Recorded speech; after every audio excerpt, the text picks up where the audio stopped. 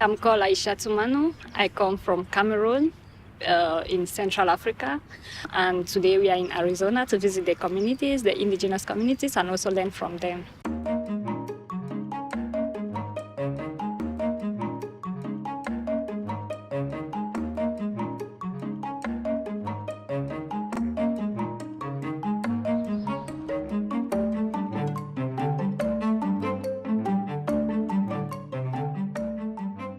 We're here with our really fantastic group of our Indigenous partners, women from around the world, 6 different countries, who have been thinking about and wanting to act in solidarity with Indigenous people here in the U.S. We're going to learn from each other the issues that Indigenous women are facing, not only around the world, especially they would like to learn from us what Indigenous women are facing here in the U.S. I came here in partnership with MADRE to bring a delegation of Indigenous women from around the world, from 4 of the 7 sociocultural regions of where Indigenous peoples exist. Our mission was to bring them here to expose them to Indigenous peoples issues in the United States, and specifically to Arizona, to begin to understand the complexity of Indigenous peoples, the diversity of Indigenous peoples, particularly in rural, reservation, urban, and the reality of immigrant Indigenous peoples in this region of the country. People all around the world right now are reading about the human rights crisis on the U.S.-Mexico border. And we're here as part of our No Borders on Gender Justice campaign. We've heard a lot of incredible stories of people who really risked their lives to come across the border.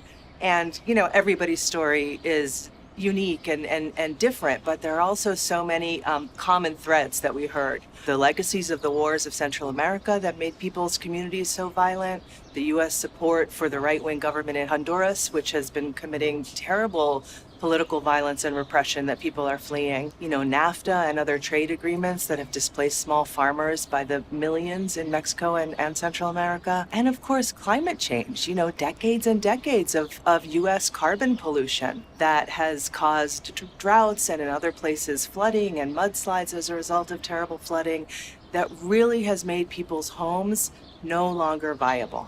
Climate change has affected us a lot within the indigenous communities because we mostly are pastoralists, so we depend on our cattle, and we have been facing a lot of drought.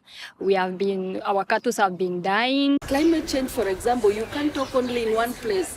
You'll have to talk here when you are discussing about sustainable development goals, when you are talking about biodiversity conservation, when you're talking about forest issues. You know, people have a right to their homes being viable, and it's important to protect that right. I think everyone in the world can understand that.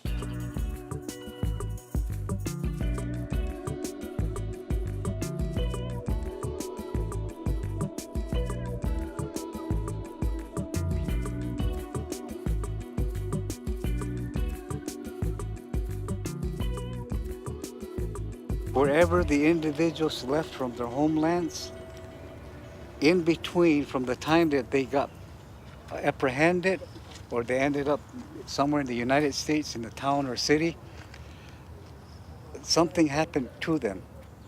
You know, they were brutalized, they were raped, they were, everything was taken away from them. But to be able to be in the United States and then try to maintain a lifestyle like a job and whatever, we will never know whatever happened to a lot of these people. I've been asked to help the Guatemalan consulate and the Mexican consulate to search for bodies out here throughout the whole reservation. It's just like what also happens in Africa when they are crossing the Mediterranean from Africa. They are all mixed, different African nationalities. And even you have some also coming from Europe and passing through from not Europe but Middle East. And they all come and get into this boat, which has thousands and thousands of people. And maybe not all of them will make it across because it's first of all overloaded, and they pay a lot of money to go through. They borrow money and get there. And most of the time, most of them they die. And as you say, it's difficult to trace some of them because when they go into the waters, now nobody will get them easily. This detention center used to hold migrants coming in from Mexico into the U.S. It was created here with the intention of maximizing the number of rounds that the ICE and Homeland Security were making between this region once they captured migrants and then would take them over to Tucson to detain and really deport quickly. I can't describe the sadness and inhumane treatment of those migrant detainees. Women around the world stand with Indigenous peoples here for human rights. The migration we have on the other side and the conflict we had is a bit different from what you are experiencing, but the challenges are almost similar. Indigenous Peoples area has been taken by the government. Sin embargo, hemos visto la migración de nuestras ciudades hacia la ciudad Guatemala, por ejemplo.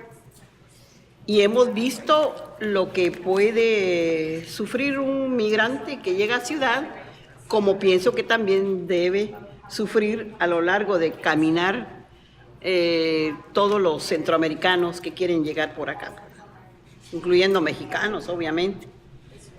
Sabemos también que algunos han muerto, sabemos los malos tratos y sabemos también lo que sufre el padre o la madre cuando sus hijos también son deportados o se deporta uno de ellos dos. Entendemos perfectamente la problemática. Whether we are in America, whether in Africa, whether in Asia, all of us are indigenous and we have the same issues.